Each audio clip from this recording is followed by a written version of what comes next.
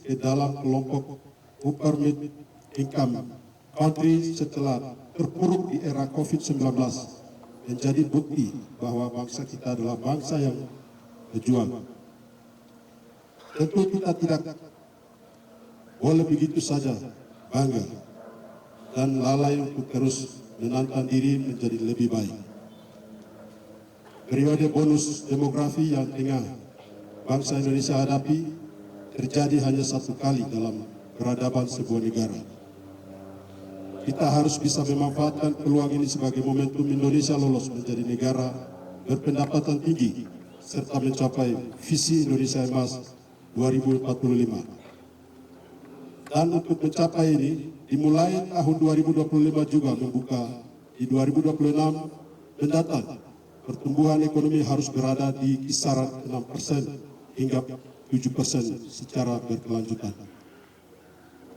Target rencana pembangunan jangka panjang nasional atau RPJPN di tahun 2045 yang meliputi 1.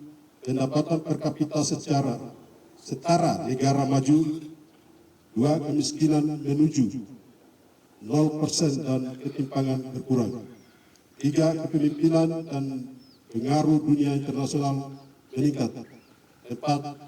Daya saing sumber daya manusia meningkat, dan 5.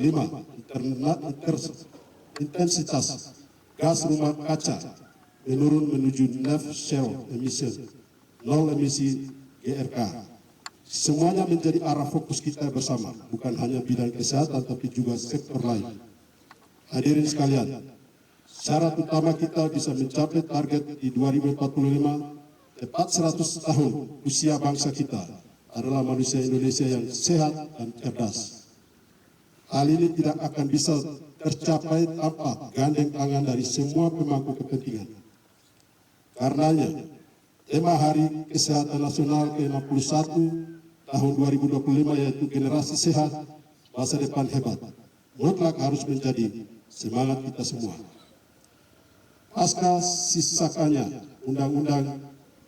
disahkannya Undang-Undang Nomor 17 Tahun 2023 tentang Kesehatan, pemerintah kini sedang memfinalkan Rencana Induk Bidang Kesehatan atau RIBK yang akan berfungsi sebagai haluan bersama dalam membangun kesehatan di seluruh Indonesia. Pesan saya, RIBK harus diacu oleh pemerintah pusat dan daerah dalam merencanakan, menganggarkan, dan mengimplementasikan program kesehatan di wilayahnya. Pemerintah pusat tidak mampu melakukan sendiri, hanya dengan sinergi dan kolaborasinya erat antara pemerintah pusat, pemerintah daerah, dan seluruh elemen masyarakat, pilar transformasi kesehatan dapat kita tegakkan menuju perubahan yang lebih baik. Hadirin peserta upacara sekalian, transformasi kesehatan adalah tonggak penting dalam sejarah menuju bangsa yang maju. Langkah perubahan yang sudah kita lakukan sejauh ini menjadi dasar kuat percepatan program kesehatan ke depan. Sebagai program prioritas Kabinet Merah Putih, Bapak Presiden memberi penekanan di 3 area program, yaitu 1. Pemeriksaan kesehatan gratis, 2. Penurunan kasus TB, dan 3. Pembangunan rumah sakit lengkap berkualitas di daerah terpencil dan tertinggal. Pada kesempatan ini saya berpesan kepada seluruh jajaran kesehatan untuk berkontribusi maksimal terhadap kesuksesan pencapaian program pemerintah tersebut. Hadirin sekalian yang saya hormati, di momen yang berbahagia ini, saya sampaikan rasa terima kasih dan penghargaan setinggi-tingginya kepada seluruh insan kesehatan yang telah bahu-membahu berjuang, lelah dan melaksanakan pembangunan kesehatan Indonesia.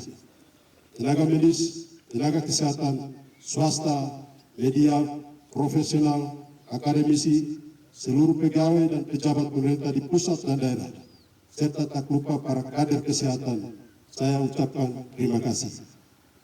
Terus semangat, sebab perjuangan kita belum selesai. Tak lupa saya ajak seluruh masyarakat untuk terus mengutamakan kesehatan, mulai dari diri sendiri, keluarga, dan lingkungan sekitar kita. Mari kita bangun bersama budaya sehat demi Indonesia Emas 2045, bahkan sampai ke generasi selanjutnya. Semoga Tuhan Yang Maha Esa senantiasa bersama kita dan memberkati kita semua dengan kesehatan dan kebahagiaan. Selamat Hari Kesehatan Nasional ke-61, generasi sehat, masa depan hebat. Terima kasih. Shalom. Wah. Menteri Kesehatan Republik Indonesia Budi G. Sadikin.